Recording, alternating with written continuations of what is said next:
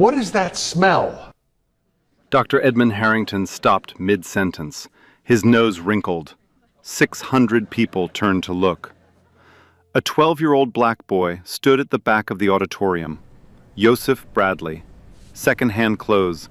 A hand-stitched backpack. Harrington pointed straight at him. You, black boy. This is a mathematics competition, not a homeless shelter. Joseph's voice was barely a whisper. Sir, I'm registered. I just want to compete. Compete? Harrington laughed. With what? That thick skull? He tapped his own head. God gave your kind strong backs, not strong brains. Know your place. Scattered laughter. A few gasps. Now get out before you stink up my auditorium. Joseph didn't move. His hands shook, but his feet stayed planted. What happened next? No one satisfying that satisfying. Let me tell you where this story takes place. Northwestern University, Lunt Hall, the mathematics department. A building filled with portraits of great thinkers, all of them white. All of them are men. The hallways smelled like old books and money. Every year, this building hosted the Midwest Young Scholars Mathematics Invitational, 32 years running, the most prestigious math competition for middle school students in the region. And in 32 years, not a single winner had come from a public school. Not one. Every champion came from private academies, prep schools with tuition higher than most families' annual income. The competition was simple. Solve problems, beat your opponents, win the prize. But the real rules? Those were unwritten, and everyone knew them. Rule 1, dress the part. Rule 2, speak the part. Rule 3, look the part. Joseph Bradley broke all three. Now let me tell you about Dr. Edmund Harrington, because understanding him is important. Harrington wasn't just some random professor. He was a legend. Published over 200 papers, nominated for the Fields Medal, the Nobel Prize of Mathematics. He had taught at Northwestern for 50 years. The competition itself was his creation. But his greatest achievement? A problem he wrote as a young doctoral student, the Harrington partition problem. A puzzle about numbers and patterns that had defeated every mathematician who attempted it. For 50 years, the best minds in the world had tried. All of them failed. Harrington wore that failure like a crown. The unsolvable problem proved his genius. If no one could crack it, that meant he had created something perfect. He believed in talent, but only a certain kind. Talent that came from proper breeding, proper schools, proper families. In his mind, greatness required cultivation, like a rare flower that only grows in expensive soil. A black child from the south side of Chicago? That wasn't a flower. That was a weed. Now let me tell you about Joseph. He lived with his grandmother, Mrs. Delphine Bradley, in a public housing project. 2 rooms, thin walls, neighbors who fought at night. His mother had died when he was 6. His father was never in the picture. Mrs. Bradley was 71 years old, a former school teacher. She raised Joseph on Social Security checks and prayer. Every night she told him the same thing. God gave you a gift, baby. Don't let anyone tell you different. The gift? Numbers. Joseph saw patterns everywhere. In the cracks on the ceiling, in the rhythm of raindrops, in the way pigeons gathered on power lines. His brain worked differently. Mathematics wasn't something he learned, it was something he breathed. But there was no money for private tutors, no money for prep school. So Joseph taught himself. Every day after school, he walked 40 minutes to the Harold Washington Library. He read textbooks meant for college students. He watched lectures on YouTube. He filled notebook after notebook with equations. By age 12, he had taught himself calculus, linear algebra, number theory, all from library books and free videos. But none of that mattered in Lunt Hall, because when people looked at Yosef, they didn't see a genius. They saw a poor black boy in cheap clothes. Now, the competition. $25,000. That was the prize for first place. $25,000. For most families, that was a nice bonus. For Yosef's grandmother, it was survival. Mrs. Bradley was sick. Diabetes, heart problems. The medical bills kept piling up. She had sold her car to pay for Yosef's registration fee. $50 they couldn't afford. You win that money, she told him, and don't you worry about nothing else. Yosef had nodded. He didn't tell her he was scared. He didn't tell her about the nightmares. He just hugged her and promised he would try. So here he was, standing in an auditorium full of wealthy white kids, being told to leave by the most powerful man in the room. The competition was live-streamed. Local news cameras lined the walls. 600 people sat in the audience.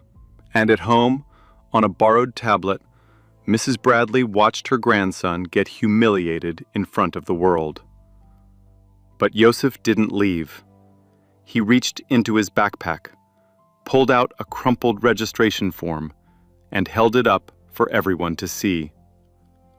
"Sir," he said quietly, "I'm registered. I have the right to compete." Harrington's smile disappeared. The room went silent. What would he do now? The registration form trembled in Yosef's hand, but he held it high. Harrington stared at it like it was garbage. "Where did you get that?" "Online, sir. I paid the $50 fee." Harrington snatched the paper. His eyes scanned it. His jaw tightened. The form was legitimate. Every box checked, every signature in place. For a moment, no one breathed. Then Harrington crumpled the paper into a ball. "Anyone can fill out a form," he said. "That doesn't mean you belong here." He turned to a young woman at the registration desk, a graduate student named Claire. "This competition has standards. We don't let just anyone walk in off the street." He glanced back at Yosef. "Especially not from the street." Claire hesitated. "Professor, technically his registration is valid.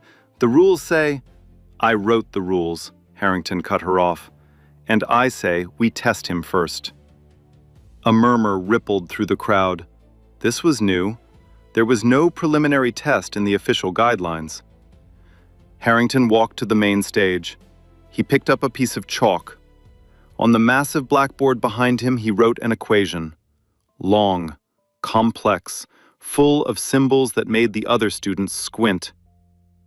"Every competitor must prove they deserve to be here," Harrington announced. "This is the qualifying problem. Solve it in 5 minutes, and you may stay." He looked directly at Yosef. "Fail, and you leave. Quietly, without making a scene." Yosef stared at the board. The equation was from advanced number theory, modular arithmetic. Partition functions. Material taught to graduate students, not middle schoolers. This was a trap. Everyone knew it. Cameron Wells, a 13-year-old from the most expensive prep school in Chicago, leaned over to his friend. $5 says he can't even read it. His friend laughed. "I give him 30 seconds before he cries." Yosef walked toward the stage. Each step felt heavy. 600 pairs of eyes followed him. He picked up the chalk. It felt small in his sweating palm. Harrington checked his watch. "Your 5 minutes start now." Yosef looked at the equation. His mind began to work. At first, nothing, just panic. The symbols blurred together. His heart pounded so loud he could hear it in his ears. Then, slowly, the patterns emerged. He had seen something like this before, in a library book. Chapter 7, a theorem about prime distributions. He started writing, one line, then another. His handwriting was messy, but his logic was clean. Harrington watched with crossed arms. His smirk faded slightly. 2 minutes passed. 3. Yosef stopped. He stared at what he had written. Something was wrong. Not with his work, with the problem itself. He turned to Harrington. "Sir? What, giving up already?" "No, sir." Yosef's voice was steady now. "There's an error in the problem." Silence. Harrington's face went red. "Excuse me?" "The constraint set. It allows two conditions that contradict each other." Yosef pointed at the board. "This equation isn't hard to solve. It's impossible to solve, because it's wrong." Gasps from the audience. Cameron Wells stopped laughing. Claire, the graduate student, leaned forward. Her eyes widened. Harrington took a step toward Yosef. His voice dropped low. Dangerous. "Are you saying I made a mistake?" Yosef didn't blink. "I'm saying the math has a mistake. Whether you made it or not, I don't know." For 3 long seconds, no one moved. Then Harrington smiled. But it wasn't a kind smile. It was the smile of a man who had just found a new way to destroy someone. "Interesting theory," he said softly. "Let's see you prove it." He handed Yosef a fresh piece of chalk. "Show us all how smart you really are." Yosef took the chalk. His hand wasn't shaking anymore. Something had shifted inside him. The fear was still there, but it had moved to the background. Now, there was only math. He turned to face the blackboard. 600 people watched. Cameras recorded. His grandmother prayed. And Yosef began to write. "The problem asks us to find all integers that satisfy this partition constraint," he said. His voice was quiet but clear. "But look at the second condition." He circled a section of the equation. "This says the sum must be greater than n squared. But the first condition says each element must be less than n. If every element is less than n, and we have exactly n elements, then the maximum possible sum is n times n minus 1. He wrote the calculation beside it. N times n minus 1 is always less than n squared, always, for any positive integer. He drew an arrow connecting the two conditions. So the problem asks for a sum that's bigger than n squared, but the constraints make it impossible to ever reach n squared. These two conditions can never be true at the same time. Murmurs spread through the auditorium. Claire, the graduate student, grabbed her notebook. She was checking his work. Her pencil moved fast. Yosef continued. "This isn't a hard problem. It's a broken problem. Like asking someone to find a number that's bigger than 10 and smaller than 5 at the same time. It doesn't exist." He set down the chalk. "That's the error." Silence. Then Claire stood up. "He's right." Every head turned toward her. Her face was pale. "I just checked. The conditions contradict each other. This problem has no solution because it can't have a solution. It's internally inconsistent." More murmurs, louder now. Cameron Wells looked confused. He turned to his friend. "Wait, so the professor messed up?" His friend didn't answer. He was too busy staring at Yosef. Dr. Victor Stanton, a visiting mathematician from MIT, leaned forward in his seat. He had been watching quietly from the third row. Now his eyes were sharp, focused. "Interesting," he muttered to himself. "Very interesting." But Harrington didn't move. He stood there, arms crossed, face unreadable. The room waited for his response. Finally, he spoke. "Clever," he said. "Very clever." His tone was calm. Too calm. "You found a technicality, a small inconsistency, perhaps a typo in my notes." He shrugged. "It happens. Mathematics is precise work. Even experts make minor errors." He picked up an eraser, wiped away part of the equation, rewrote it. "There. Fixed. Now solve the corrected version." Joseph looked at the new equation. The contradiction was gone, but the problem was still advanced, still graduate-level material. He had maybe 30 seconds of his 5 minutes left. "Sir, I only have—" "Then you'd better work fast." Joseph turned back to the board. His mind raced. The new problem was solvable, but it required a technique he had only read about once. A method involving generating functions and recursive sequences. He closed his eyes. Where had he seen it? Which book? Which chapter? The library. 6 months ago. A rainy Tuesday. A thick blue textbook with a torn cover. Page 217. His eyes snapped open. He wrote. The first line established the base case. The second line set up the recursion. The third line identified the pattern. His chalk flew across the board. Numbers and symbols poured out of him like water. 4 lines, 5, 6. He reached the final step, a summation formula. He simplified it, factored it, and wrote the answer. Then he stopped. He turned around. Done. The room was dead silent. Claire checked her notebook again. Her hands were shaking now.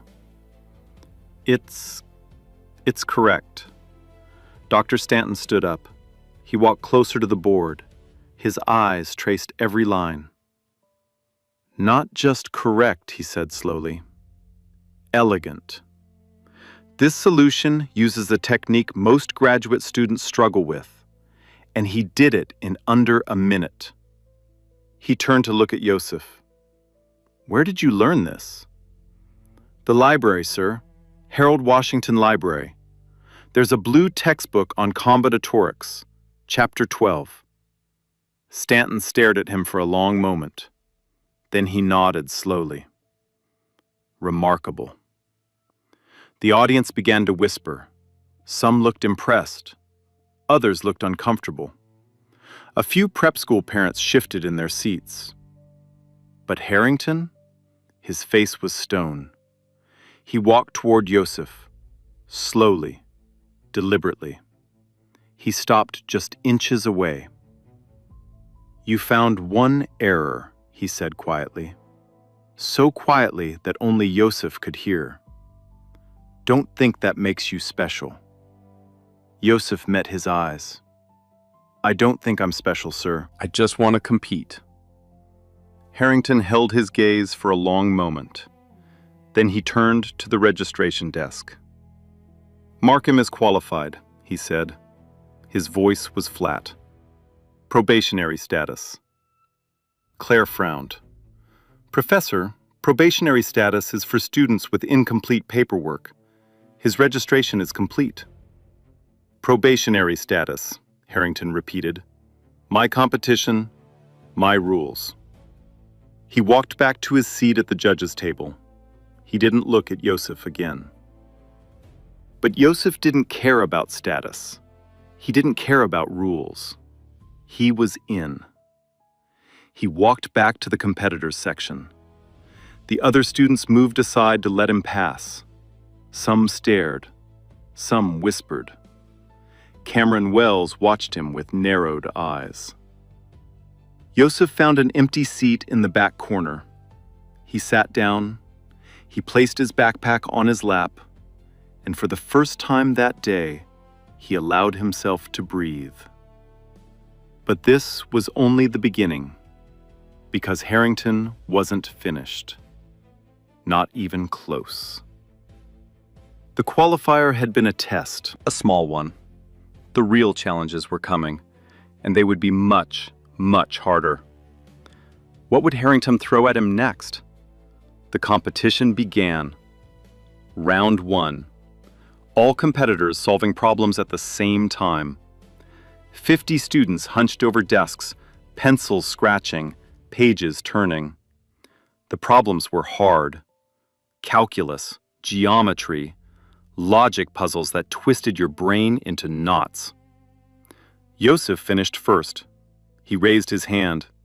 A proctor collected his paper. The other students looked up. Some are confused.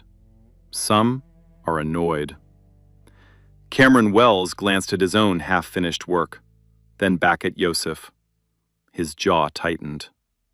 Lucky guess, he muttered. But it wasn't luck, and deep down, Cameron knew it. The judges reviewed Yosef's answers. Every single one is correct. But they spent 20 minutes examining his work, checking for errors, looking for reasons to disqualify him. They found nothing. Unconventional notation, one judge commented, but mathematically sound.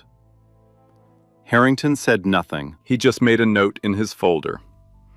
Round 2, head-to-head elimination. Yosef versus Cameron Wells, the prep school prince against the library kid.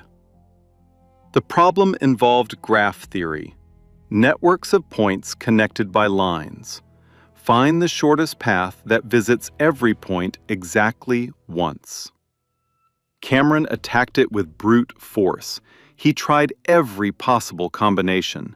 His paper was filled with calculations. Sweat formed on his forehead. Yosef stared at the problem.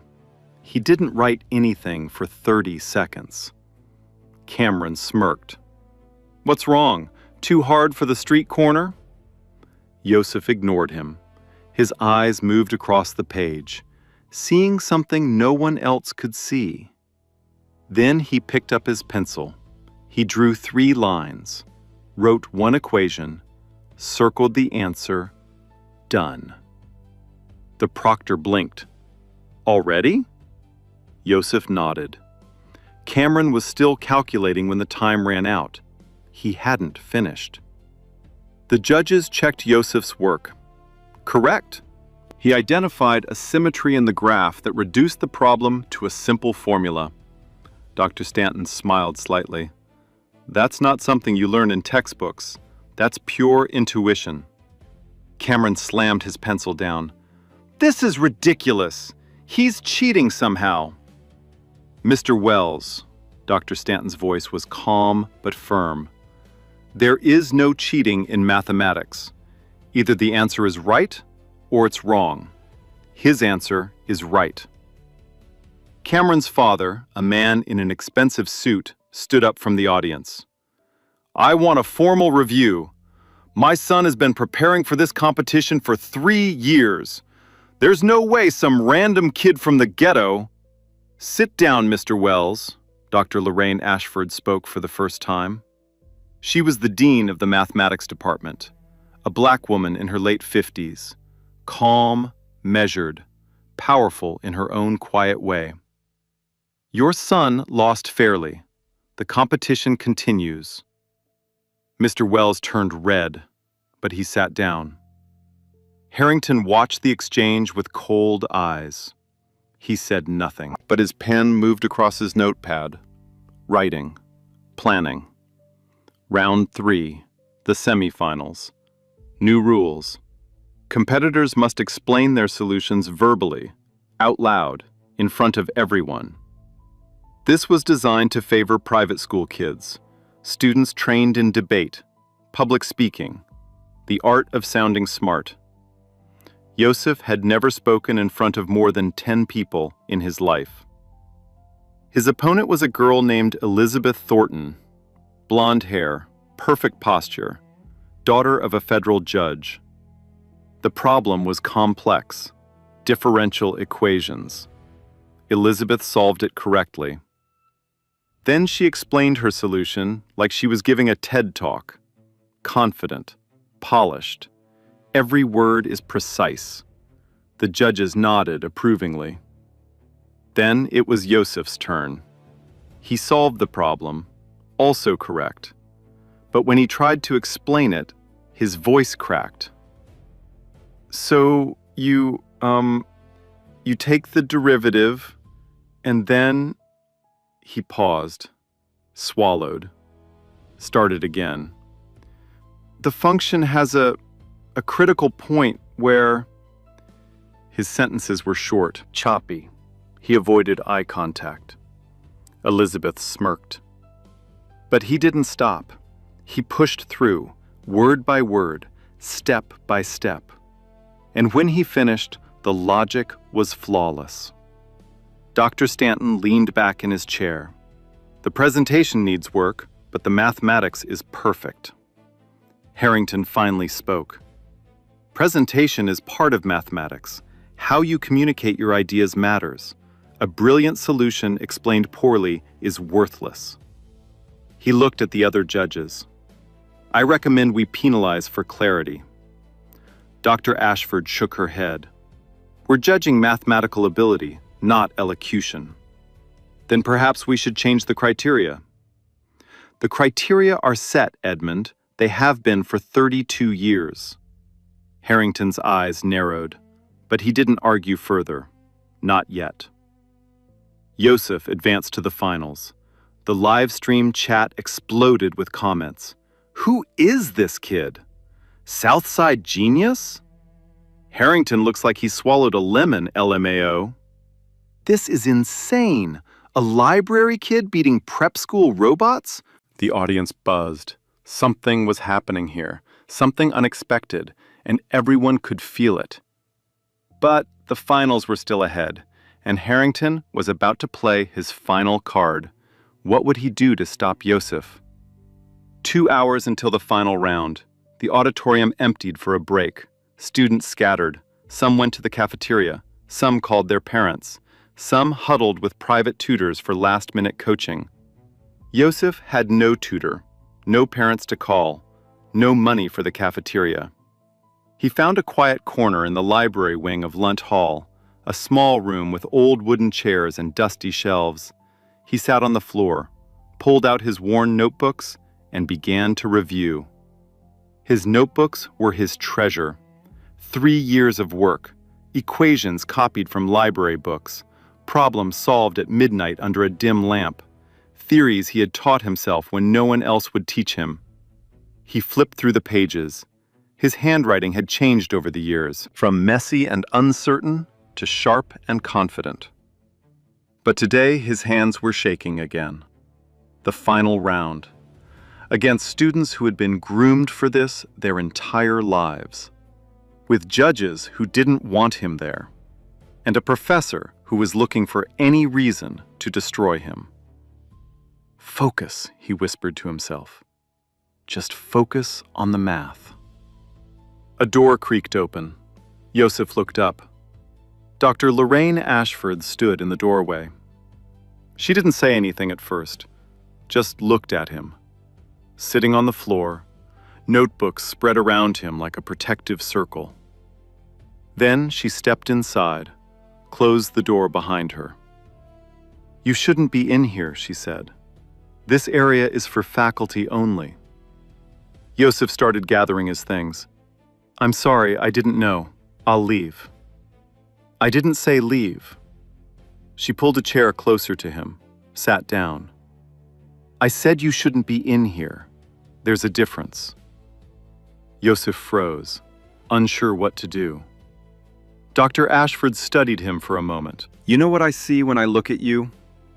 Yosef shook his head. I see myself. 45 years ago, different city, Same story. She paused. I was the only black girl in my mathematics program.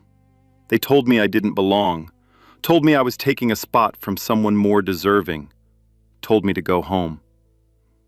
What did you do? I stayed. I fought. I became the dean. A small smile crossed her face. And now I get to decide who belongs and who doesn't. She reached into her pocket, pulled out a granola bar, placed it in his hand. You need to eat. The final round is going to be brutal. Yosef looked at the granola bar. His stomach growled.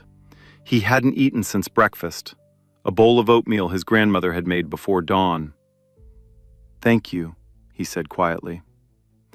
Dr. Ashford stood up, walked toward the door, then stopped. One more thing. Edmund Harrington is not a stupid man. He knows you're talented. That's why he's afraid of you. She looked back at him. Don't let him see you're afraid too. She left. Yosef unwrapped the granola bar, took a bite, let the sweetness settle on his tongue. Then he went back to work. 45 minutes until the final round. Yosef's phone buzzed. A text from his grandmother. How's it going, baby? He wanted to tell her everything. The humiliation, the challenges, the small victories. But his phone battery was at 3%. He typed quickly. I'm in the finals. Pray for me. Send. The screen went black. Dead. He stared at the dark phone. His only connection to home. Gone. For a moment, the loneliness hit him like a wave. He was alone here, completely alone, surrounded by people who wanted him to fail. He closed his eyes, took a deep breath. Focus, just focus on the math. 30 minutes until the final round. The competitors' waiting area was tense. 3 other finalists sat at separate tables, all from prep schools. All with coaches whispering in their ears. Elizabeth Thornton reviewed flashcards with her father. He pointed at each card. She answered without hesitation. Another finalist, a boy named Preston Clark, worked through practice problems with a private tutor who charged $500 an hour. The third finalist had withdrawn, walked out during the break. The pressure was too much. That left 4. Elizabeth, Preston, a quiet girl named Victoria Nash, and Yosef. Cameron Wells approached Yosef's corner. He stood over him, arms crossed, face twisted with contempt. You got lucky, Cameron said. That's all this is, luck. Yosef didn't look up from his notebook. Round 2 wasn't luck. I saw the symmetry. You didn't. Cameron's face reddened. You think you're smart? You think you're better than us? He leaned closer. You're nothing. You're a charity case, a feel-good story for the news cameras. But when this is over, you'll go back to your rats and your roaches and your pathetic little life, and nobody will remember your name. Yosef finally looked up. His eyes were calm, steady. Maybe, he said. But right now, I'm in the finals, and you're not. Cameron's hands balled into fists. For a second, it looked like he might throw a punch. Then a proctor appeared. Mr. Wells, spectators are not allowed in the competitor's area. Return to your seat. Cameron shot Yosef one last look. Pure hatred. Then he walked away. Yosef's hands were trembling, but he didn't let it show. 10 minutes until the final round. The finalists were escorted to the main auditorium. The audience had grown. Word had spread. Local news had called in extra cameras. 600 seats were full. People stood in the aisles. More watched online. The live stream counter showed 50,000 viewers. Yosef walked past the crowd. He heard whispers. That's him, The library kid. I heard he taught himself calculus at 9. No way, that's impossible. Look at him. He looks so young. He doesn't stand a chance against Elizabeth. She's been training for years. Yosef kept walking, eyes forward, chin up. He took his place at the competitors' table, front row, center stage. The judges sat behind a long wooden desk. Dr. Stanton, Dr. Ashford, 2 other professors, and Harrington, in the middle, the head judge. He was smiling. Not a kind smile, not a welcoming smile. The smile of a man who knew something no one else knew. A large screen behind the judges flickered to life. The words appeared. Final round. Problem selected by Dr. Edmund Harrington. The audience murmured. Elizabeth looked confident. Preston looked nervous. Victoria looked sick. Yosef looked at Harrington. Harrington looked back. And in that moment, Yosef understood. Whatever was about to happen, it wasn't going to be fair. At home, on a borrowed tablet, Mrs. Delphine Bradley watched the live stream. Her hands gripped her rosary. Her lips moved in silent prayer. "Show them, baby," she whispered. "Show them what God put in your mind." The screen changed. The final problem appeared, and everyone in the auditorium gasped. What did Harrington choose? The equation filled the entire screen. Dense, complex, terrifying. But it wasn't just any equation. At the bottom of the screen, in small letters, were the words, "The Harrington partition problem, unsolved, 50 years." The audience erupted. Is he serious? That's his own problem. No one has ever solved that. This is insane. Dr. Ashford stood up. Her voice cut through the noise. "Edmund, what is this?" Harrington spread his hands. Innocent, reasonable. "This year we raise the bar. Our young scholars claim to be exceptional. Let's see how exceptional they truly are. This problem has defeated professional mathematicians for 5 decades. You're asking children to attempt it?" "I'm asking them to try," Harrington smiled. "Isn't that what education is about? Reaching for the impossible?" Dr. Stanton shook his head slowly. "This isn't a test. This is an execution." "Then let them withdraw." Harrington gestured at the finalists. "Anyone who feels overwhelmed is free to leave. No shame, no penalty." He looked directly at Yosef. "Some of us know our limits. Others need to learn them." The message was clear. This problem was chosen for one reason: to destroy Yosef publicly. Preston Clark stood up immediately. His face was pale. "I withdraw." He walked off the stage. His tutor followed, already making excuses to his parents. Victoria Nash lasted 10 seconds longer. Then she withdrew too. That left Elizabeth Thornton and Yosef Bradley. Elizabeth stared at the screen. Her confidence had cracked. Her father gestured frantically from the audience, but she couldn't read his signals. She looked at Harrington, then on to the problem, then at her shaking hands. She swallowed. "I'll try." But her voice said she had already given up. Yosef hadn't moved. He stared at the equation. The Harrington partition problem. 50 years unsolved. The life's work of a man who hated him. Every mathematician who had attempted this problem had failed. Professors, researchers, genius minds from every corner of the world. And now it was placed in front of a 12-year-old boy from public housing. A trap. An impossible trap. The logical move was to withdraw, preserve his dignity, walk away before the humiliation. But Yosef thought about his grandmother, her medical bills, The $50 she had sacrificed, the pride in her voice when she told him to show them.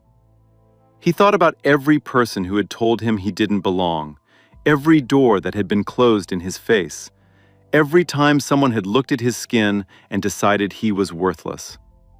He picked up his chalk. "I'll try too." Harrington's smile widened. "Then let's begin." The clock started. 60 minutes. Could Joseph do what hundreds of professional mathematicians could not? 20 minutes passed. Elizabeth Thornton had written 3 lines, then stopped. She stared at her paper. Her pencil hadn't moved in 10 minutes. Joseph's board was covered with equations. His chalk flew across the surface. Numbers, symbols, arrows connecting ideas. He was attacking the problem from every angle he knew. Partition functions, generating sequences, modular constraints. The audience watched in silence. Even the whispers had stopped. Dr. Stanton leaned forward. His eyes traced Joseph's work. "He's trying the recursive approach," he murmured. "Bold choice." Harrington sat back, calm, patient, like a man watching a mouse walk into a trap. 30 minutes passed. Joseph stopped. He stared at his work. His eyes moved from line to line, checking, rechecking. Something was wrong. His recursive approach had led to a contradiction, a dead end. The path he had been building collapsed in on itself. His heart sank. He picked up the eraser, wiped away everything, the entire board. Blank again. Gasps from the audience. He erased it all. What is he doing? He's lost. Cameron Wells leaned over to his father. "Told you, library math." Laughter rippled through the prep school section. Joseph stood frozen. His mind was racing. But for the first time, nothing came. No patterns, no insights, just static. 40 minutes passed. Elizabeth had given up. She sat with her head in her hands. Her paper was blank except for her name. Joseph had started again. A new approach, different technique. But this one was failing too. He could feel it. The walls are closing in. The solution slipping further away. His chalk broke in his hand. He stared at the pieces on the floor. The audience began to murmur. Poor kid. He tried his best. It was never possible.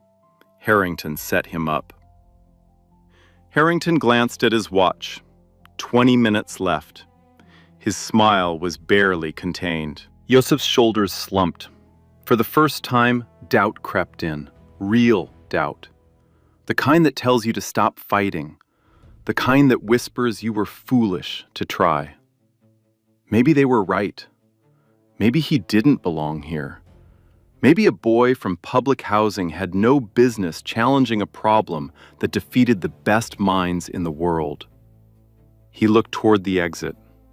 3 steps. That's all it would take. 3 steps, and this nightmare would be over. His feet didn't move. But his eyes drifted across the audience, searching for something, anything. And then he saw it. A student in the front row, wearing a faded t-shirt. On the shirt was a fractal pattern, a simple design, triangles nested inside triangles, each layer a smaller copy of the whole. Self-similarity. Joseph's breath caught. A memory surfaced. 3 years ago, a rainy Tuesday at the library, a thick book with a torn blue cover. Chapter on prime factorization. He had noticed something strange that day, a pattern in how primes distributed themselves. It had seemed random at first, but when he looked closer, there was a hidden structure, a symmetry. He had written it down in his notebook, page 47, then forgotten about it. Until now.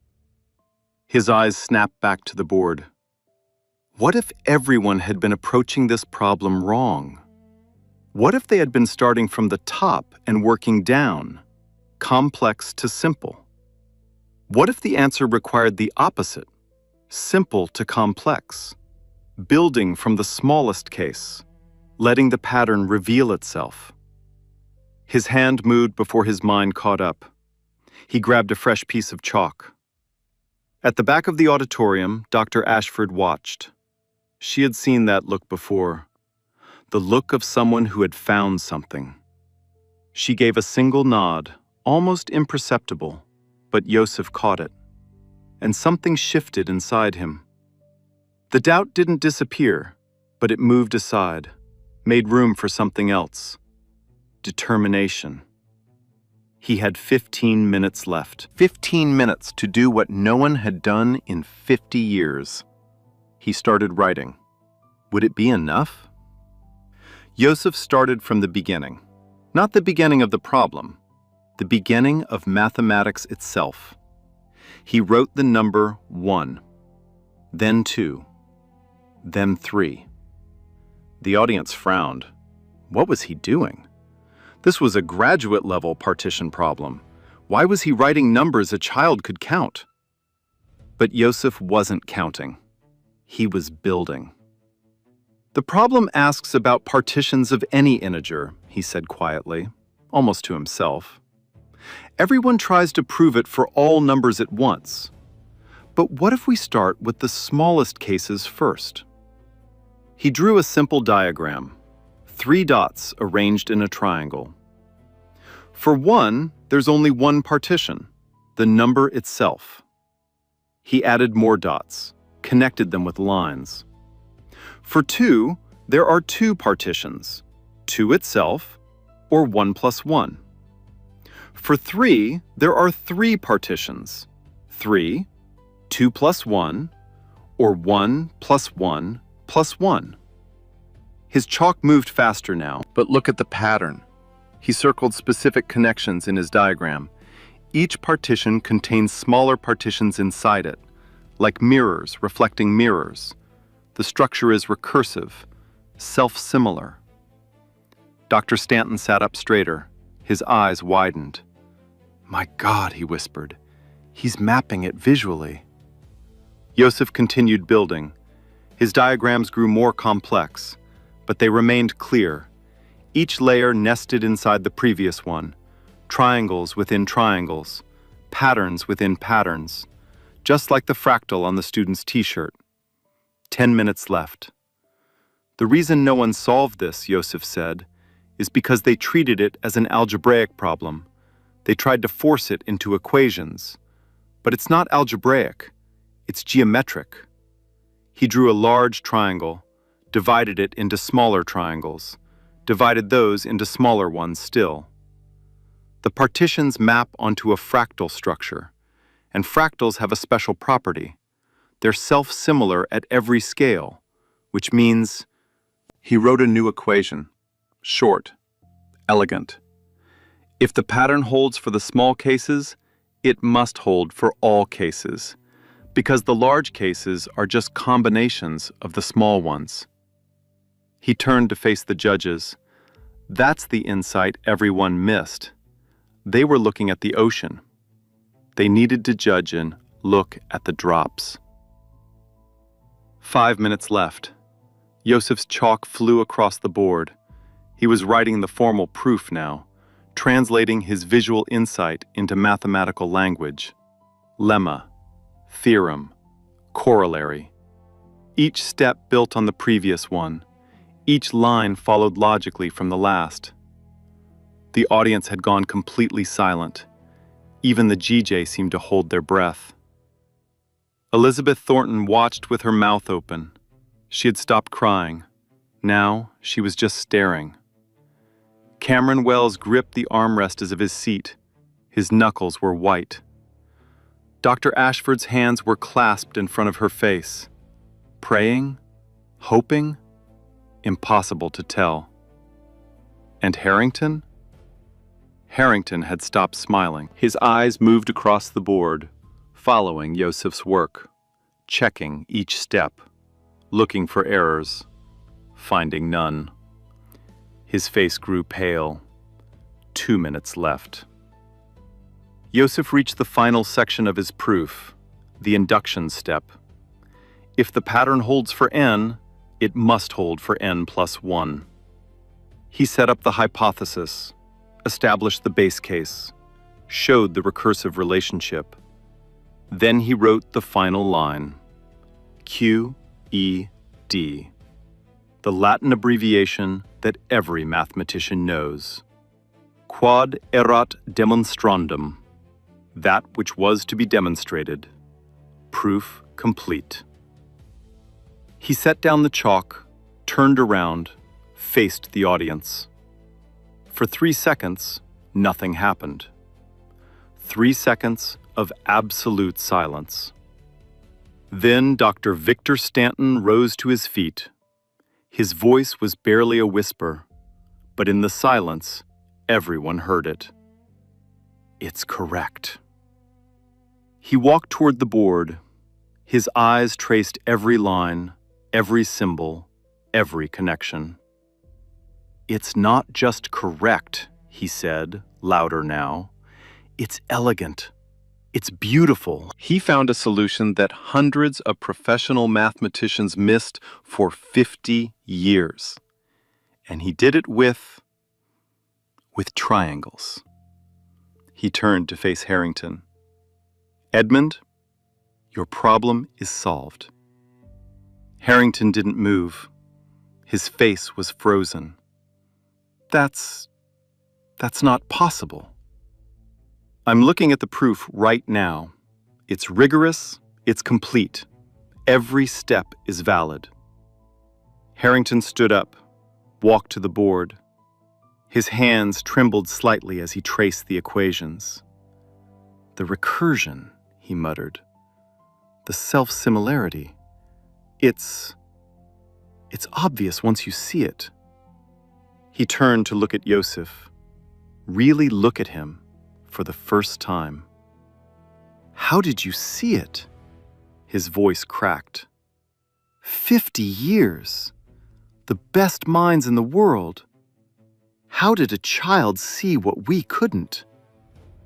Yosef's answer was quiet, calm. I didn't have anyone to tell me it was impossible, sir. I just followed the numbers where they wanted to go. Silence. Then the auditorium exploded. Applause, cheering, screaming. 600 people on their feet. The sound was deafening. It washed over Yosef like a wave. He didn't know what to do, how to react. He had never heard applause before. Not for him.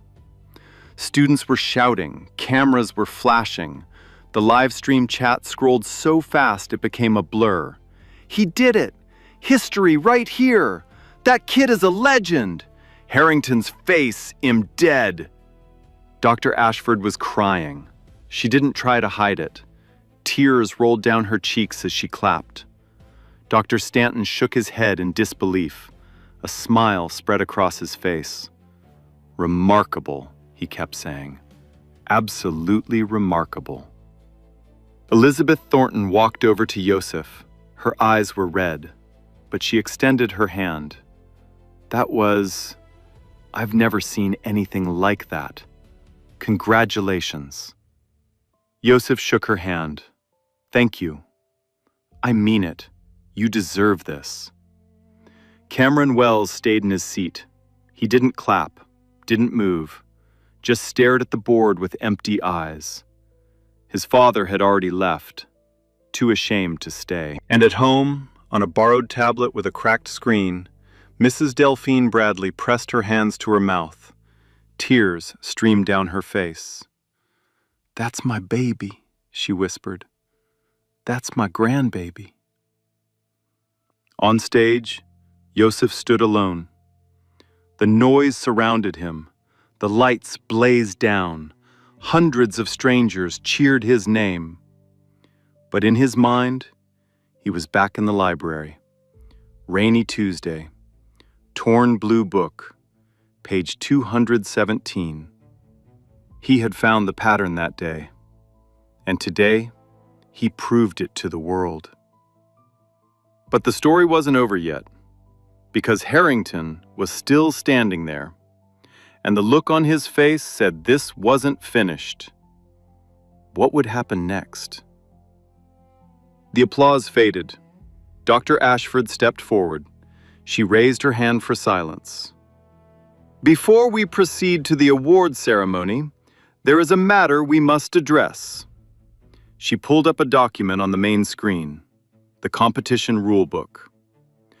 According to our records, Joseph Bradley was registered under probationary status. She glanced at Harrington. A status typically reserved for students with incomplete paperwork, which was not the case here. Harrington shifted in his seat. Under Article 7 of the competition bylaws, Dr. Ashford continued, solutions submitted by probationary participants are classified as unofficial. They do not count toward rankings or prizes. The audience murmured. Confusion. Anger. Wait, so he doesn't win? That's insane. He just solved a 50-year-old problem. Joseph felt his stomach drop. After everything, after all of it, they were going to take this away too. Harrington straightened his tie. A small smile returned to his face. Rules are rules, he said calmly. I don't make them, I simply enforce them. Actually, Edmund, Dr. Stanton stood up, you did make them. You wrote Article 7 yourself in 1994. He walked to the center of the stage. But here's the thing. If Northwestern refuses to recognize this proof because of a bureaucratic technicality, MIT will. We'll publish it under his name tomorrow. The Joseph Bradley solution to the Harrington partition problem. He looked at Harrington. Your problem. His name. Forever. The audience erupted again. Cheers, laughter. Someone shouted, "Get wrecked!" Harrington's face went white. The live stream had 70,000 viewers now. Donors were watching, board members, the university president. His legacy, his reputation, his life's work, all of it hanging by a thread. He had no choice. He stood up slowly, walked to the microphone. Each step is heavy. The committee, he paused, swallowed. The committee recognizes Joseph Bradley as the winner of the 32nd Midwest Young Scholars Mathematics Invitational. Another pause, longer this time. And as the solver of the Harrington partition problem. He couldn't say, my problem, but everyone heard what he didn't say. The room exploded once more, but there was one more surprise waiting. What had Dr. Ashford been planning all along? The cameras kept flashing, reporters pushed forward, microphones appeared from every direction. Joseph, how does it feel? Did you know you could solve it? What's next for you? Joseph didn't answer. He couldn't. The noise was overwhelming. Then a hand touched his shoulder. Dr. Ashford stood beside him. She guided him away from the crowd, toward a quiet corner backstage. She reached into her jacket, pulled out an envelope. The scholarship, she said. $25,000. First place. Joseph took the envelope. His hands trembled. There's something else. Dr. Ashford's voice softened. I made some calls this morning, before the final round. Your grandmother's hospital. Her medical bills. Joseph looked up. They've been addressed. A donor who wishes to remain anonymous. The balance is 0. The envelope slipped from his fingers. He couldn't speak, couldn't breathe. "You earned this," Dr. Ashford said. "All of it. Don't let anyone tell you different." The tears came before he could stop them. A door opened behind them. A familiar voice. "Baby?" Yosef spun around. Mrs. Delphine Bradley stood in the doorway. Dr. Ashford had arranged a car to bring her. She was wearing her Sunday dress, the one she saved for special occasions. Yosef ran to her. She caught him in her arms, held him tight, the way she had held him since he was small. "You did it, baby," she whispered. "Your mama's watching from heaven, and she's so proud." Yosef buried his face in her shoulder. He was 12 years old, a genius, a history maker, and right now he was just a boy, holding his grandmother, finally safe.